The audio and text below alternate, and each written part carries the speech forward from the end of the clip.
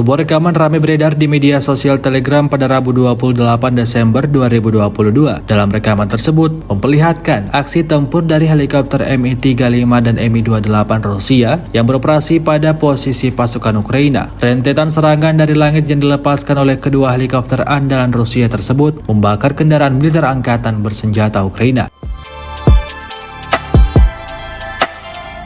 Tak tinggal diam, militer Ukraina dengan sigap melakukan serangan balasan dengan meluncurkan rudal yang merusak helikopter Mi-35 Rusia. Akibatnya salah satu bagian helikopter tersebut alami kerusakan, ditambah juga blok internal dan kabel pada helikopter itu harus diperbaiki. Namun tangan-tangan terampil dari personil darat Rusia memulihkan amunisi tersebut hanya dalam sehari. Hingga video ini beredar, beragam komentar dituliskan warganet.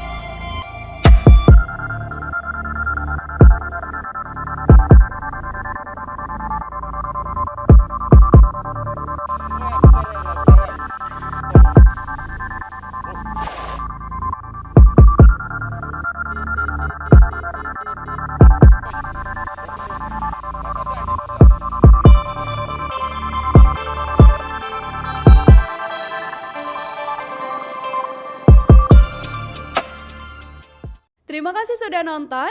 Jangan lupa like, subscribe, dan share ya.